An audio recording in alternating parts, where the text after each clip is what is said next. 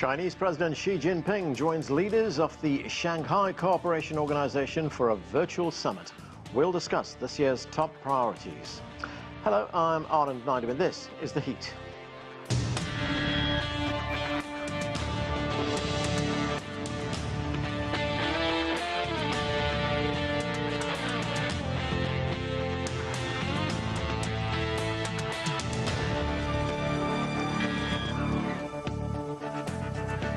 India hosted leaders of the Shanghai Cooperation Organization for a virtual summit on Tuesday.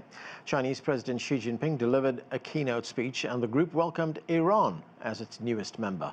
We begin our coverage with this report from CGTN's Dongshu in Beijing. Chinese President Xi Jinping vows to strengthen strategic communication and coordination among SCO member countries. President Xi was addressing a virtual leaders summit of the Shanghai Cooperation Organization, a political and security union of countries spanning much of Eurasia.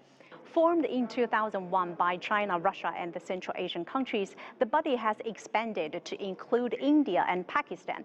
And this year, with Iran's membership to be formalized soon, the objective is to play a larger role as a counterweight to Western influence in the region. President Xi said the world today is full of chaos and changes unseen in a century are accelerating.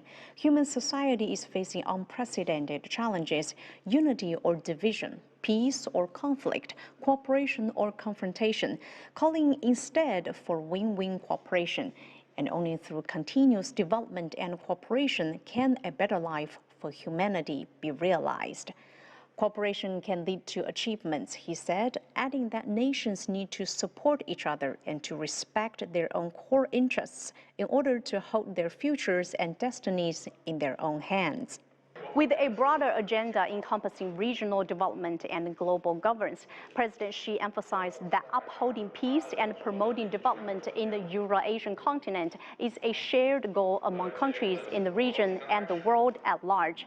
The SCO shoulders the important responsibility of achieving this goal. The current geopolitical landscape is in flux, and China is moving toward the center stage, envision a new multipolar world order. President Xi's focus is on fostering an international community with a shared future of all humanity. President Xi said China is willing to implement the Global Development Initiative to continue economic globalization and to fight against protectionism and unilateral sanctions in order to benefit more people. China looks to the SCO, which represents nearly half of the world's population, to carry forward the Shanghai spirit and contribute to global and regional peace and development in the face of the changing geopolitical landscape. This year also marks the 10th anniversary of China's Belt and Road Initiative, and a leaders' summit will be held as well. President Xi reiterated the significance of promoting free trade and investment and of ensuring stable supply chains so that the benefits of the initiative would be shared by people in all nations. Dongshu, CGTN, Beijing. For more now on the SCO summit, let's bring in our panel. Joining us from Moscow is Dmitry Babich. He's a Russian journalist and political analyst. Here in Washington, D.C., Chidanand Rajghatta is the foreign editor and U.S. bureau chief of the Times of India. From Shanghai, Zoon Ahmed is a research fellow with the Center for China and Globalization, and Victor Gao is chair professor with Soochow University in Beijing. He joins us from Vienna. Thank you, everyone, for being with us. Victor Gao, as we heard, President Xi called for solidarity, mutual trust, development and cooperation among members of the Shanghai Cooperation Organization. It was a meeting that covered a wide range of issues. What is your overall assessment? Thank you very much. I think the SCO's virtual summit is taking place right away at a very important crossroad in human history. I think what SCO stands for is to promote stability, cooperation, friendship, constructive engagement of all countries and on equal basis, rather than allowing any single country try to subjugate other countries to its will or to its dictates. I think SCO represents the future of the world, and eventually there will be more and more countries interested in joining, in addition to the latest member, that is Iran. Therefore, I think SCO is evolving. It is expanding very rapidly. It is also increasing in its functionalities and responsibilities. And I think it will remain at its core mission, that is to promote stability, cooperation, friendship, engagement, and constructive relations of all countries. Yeah. And again, this will be the true megatrend of our time. Victor, the SCO is not an economic organization like the European Union or a military organization like NATO. It's an intergovernmental organization. As it is structured right now, do you think it is an effective counterweight to Western influence? Well, first of all, SCO itself is evolving and it is expanding in its functionalities and responsibilities. What it is not today may not be the case by tomorrow. And I think either in terms of all kinds of corporations involving in, for example, climate change, environmental considerations, AI standardizations of all kinds, and cross-border trade, or, for example, more focus on security arrangement and cooperations of all kinds, exercises among member states, for example, I think SCO is only increasing its functionalities and responsibilities. So I think the rest of the world should be prepared to see SCO taking on more responsibilities in the coming years. Dmitry Babich, the Russian President Vladimir Putin, he attended the virtual summit as well. President Putin welcomed the SCO's newest member, that is Iran. Here's what President Putin had to say. Let's listen. The Islamic Republic of Iran will now participate in our organization in a fully fledged format. And I want to sincerely congratulate you on this and sincerely greet the President of Iran, Mr. Raisi. In less than 2 years, the Iranian partners have completed all the necessary procedures. And now our common task is to help our colleagues to effectively integrate into the multifaceted work being carried out within the framework of the Shanghai Organization. Russia also stands for the speedy completion of the process of accession to the SCO of the Republic of Belarus. So, Dmitry, we have Iran in 2023, Belarus in 2024. At a time when the West is doing its utmost to isolate China, what does an expanding SCO mean to Moscow? Well, it is a very important window to the world for Moscow. And just as we heard from Victor Gao, there are optimists in Russia who say that SCO should be a regional organization, not some kind of anti-NATO. These are not my words. This is what was said today by Fyodor Lukyanov, one of the prominent members of Russia's, Defense and Foreign Policy Council, a very important think tank. Usually Mr. Lukyanov chairs the sections, or moderates the sections of conferences where Mr. Putin speaks, our president speaks. So Mr. Lukyanov said that only Russia and China have problem with the West among the members of Shanghai Cooperation Organization. So he is optimistic. He thinks that retaining this kind of peaceful attitude, SCO can avoid becoming what he called anti-NATO. Fyodor Lukyanov is my friend, so he knows that sometimes I disagree with him. I wish it were so, but as you rightly said, the United States is isolating China. It's not only Russia and Iran who have problem with the West now. It is China, and in the very near future it's going to be India, and certainly Belarus. The West is also trying to isolate Belarus. It is sometimes done in a very indecent way, such as prohibiting Belarusian athletes from participating in international contests.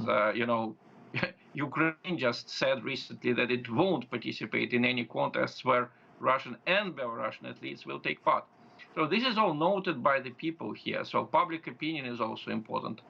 All of that brings me to the conclusion that despite the optimism that we hear from Mr. Lukyanov, from the president of Kazakhstan, who certainly doesn't want to be an enemy of anyone and who wants Kazakhstan to be both a friend of China and of the United States, at some moment the members of Shanghai Cooperation Organization will have to choose.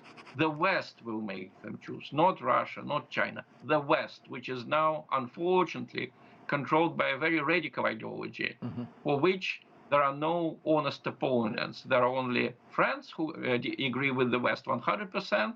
Yeah. There are enemies. These are the people in countries who disagree.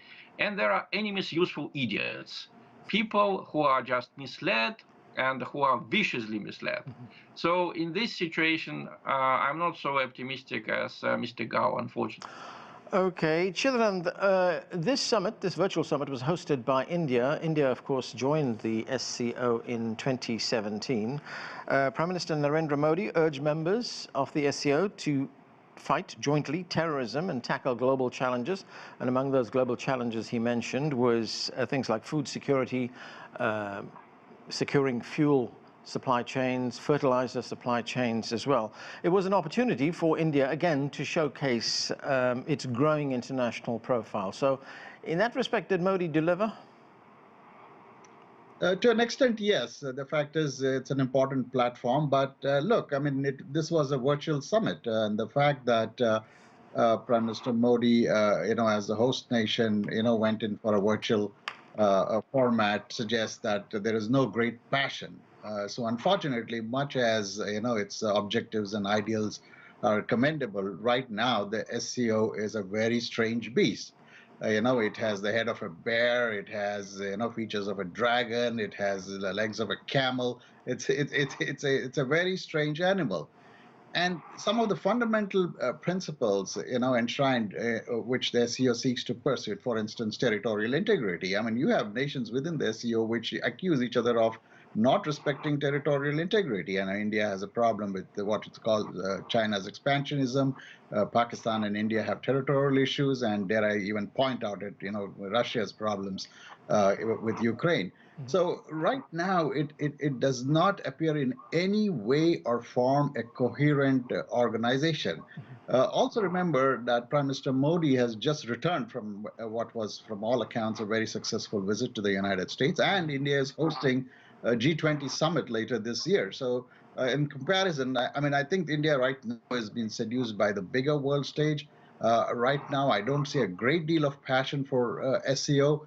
Although, like I said, its objectives are commendable. It is, after all, it represents something like 45 to 50% of the world population.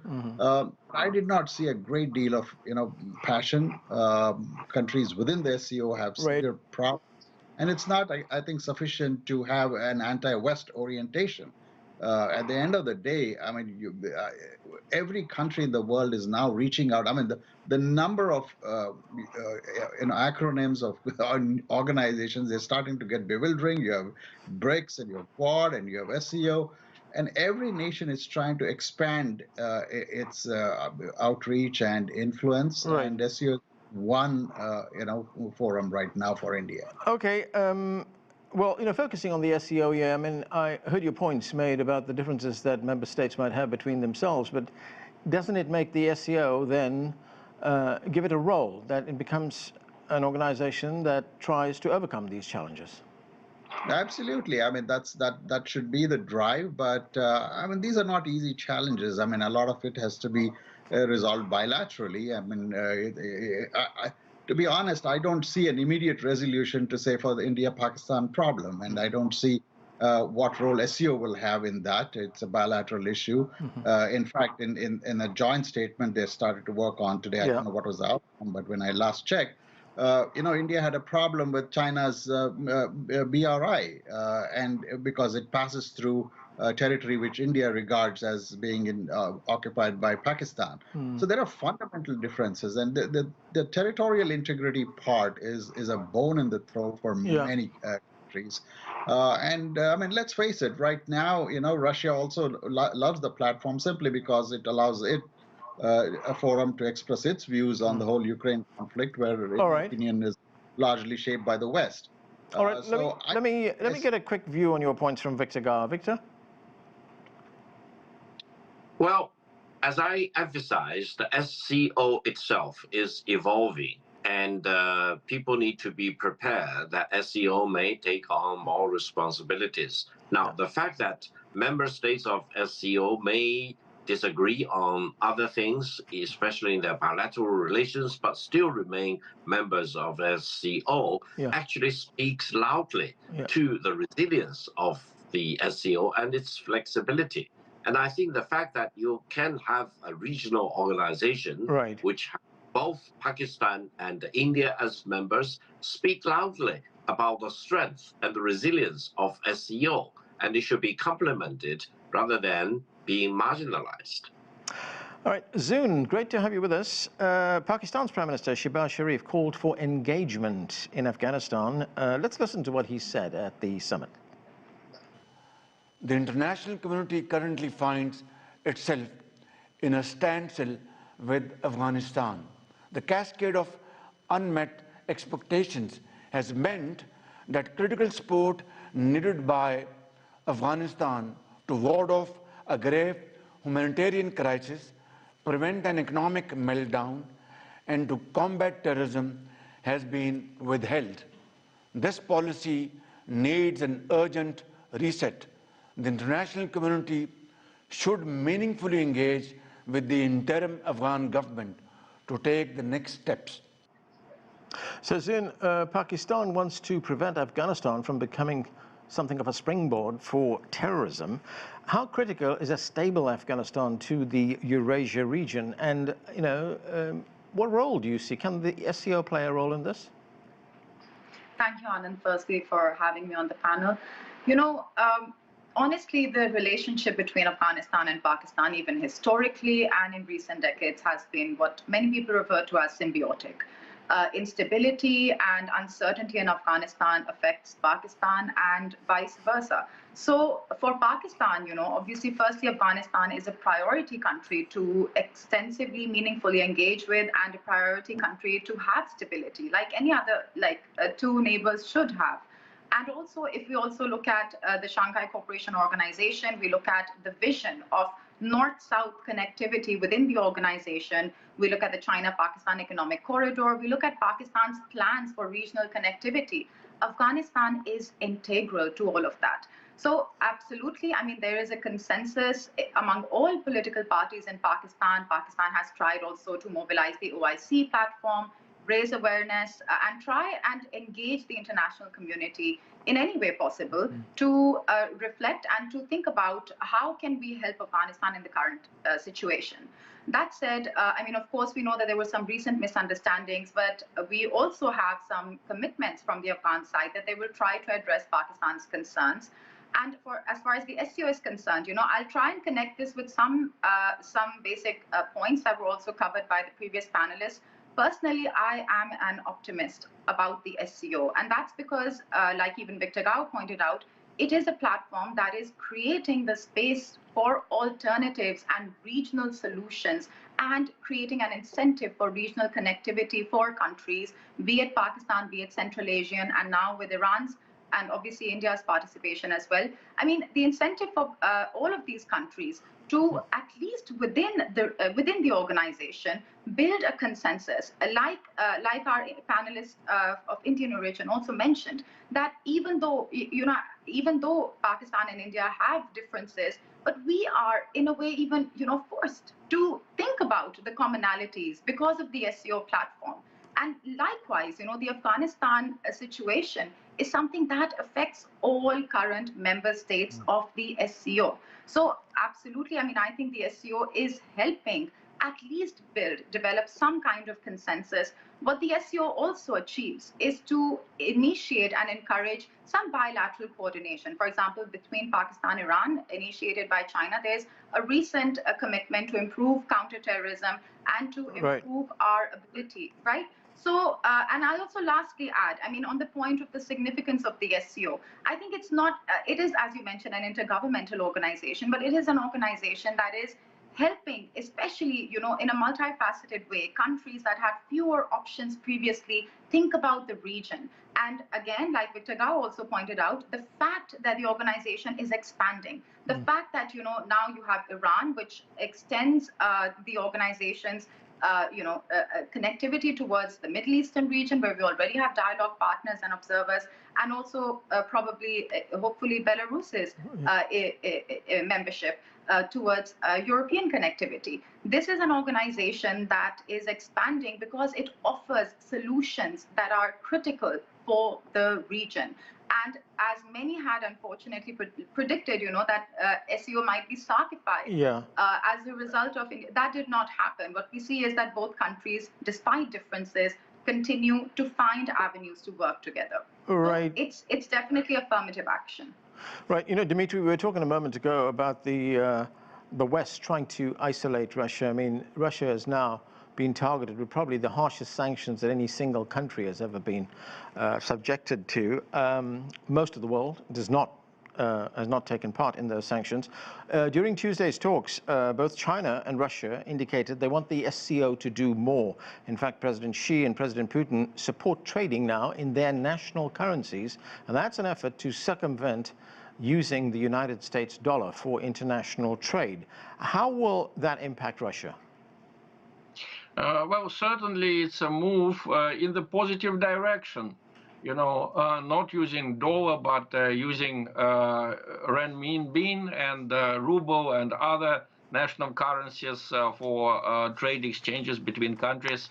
There was a lot of talk even about a special currency for Shanghai Cooperation Organization. That is still not realistic at the moment, but I'm sure that in future, such a currency may be created, and this will be very good news for international trade, because monopoly is always bad. Monopoly is what makes people poor. And the dollar monopoly, I think it did more to harm international trade than to help it, especially because of the foreign policy of the United States. In that sense, I completely agree with Victor Gao and with Zoon Ahmed Khan. I think it's a very interesting development. Look, for example, Russia and Turkey historically bitter enemies for many centuries. We had diametrically opposed views on the future of Syria in 2011 when the civil war broke out there. But little by little, we cooperate. We started cooperating, and we do now something together to bring peace to Syria. It is the West that keeps sanctioning Syria, keeps strangling it economically. Iran and Turkey, again, historically bitter enemies, work together on Syria. In Shanghai Cooperation Organization, having at the same table China and India and Pakistan, these are all good signs for humanity. Right. It shows that even the so-called geopolitical conflicts, they are not fatal. We are not doomed to fighting each other until the end of the world. What is really dangerous today is the ideological hostility. What we face from the West is it's not determined by the interests of Western countries. It is ideological hostility, this division of the world into democracies and autocracies. And unfortunately, democracies are shutting off their borders to our athletes, shutting off their borders to scientists from the countries they don't like. Democracies, so-called democracies, are now strangling international trade and prohibit nations to trade with each other. I'm talking about so-called secondary sanctions, when the United States punishes the country that trade with Russia. Maybe in future it will punish the countries with China. All right. So it's a very interesting picture that we see. I am rapidly running out of time, Dmitry. I want to get to Chidanand. Chidanand, you pointed out a moment ago that Prime Minister Modi was recently in the United States. Of course, he got the red carpet treatment here from President Biden. The two countries also agreed on a number of defense and technology issues, on cooperation there. Prime Minister Modi will also be going to France for the Bastille Day celebrations on July 14th. But if we look at India's place in this, I mean, how much of a tightrope walk is this for India? It's straddling, on the one hand, the West and Eurasia, isn't it? It's a tightrope walk, but believe me, I mean, India is perfectly capable of pulling this off. I mean, remember, throughout the Cold War, I mean, despite, problems with the United States, India kept at it. India has maintained good relations with Russia even today. Russia continues to be a key partner, particularly in defense purchases, even though India's defense purchases are spread out. I mean, tomorrow, if there are South American countries which form a group and invite India, India will join them because, I mean, I think philosophically, India now believes that it has to engage with every part of the world, with every organization. Therefore, it's a member of, BRICS, it's a member of Quad. So yeah, I mean, I think India is used to this situation. It navigated, its way through the Cold War very deftly.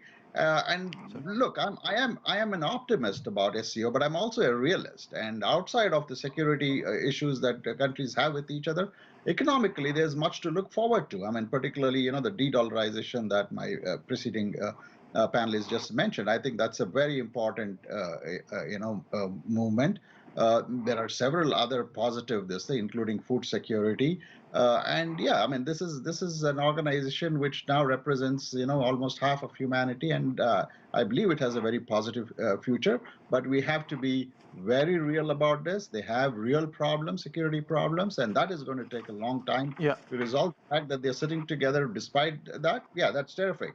At the top of this hour, actually, Anand, the package that you ran, do you know it was anchored out of Beijing simply because India and China, the world's two largest countries, don't have a single journalist in each other's capital.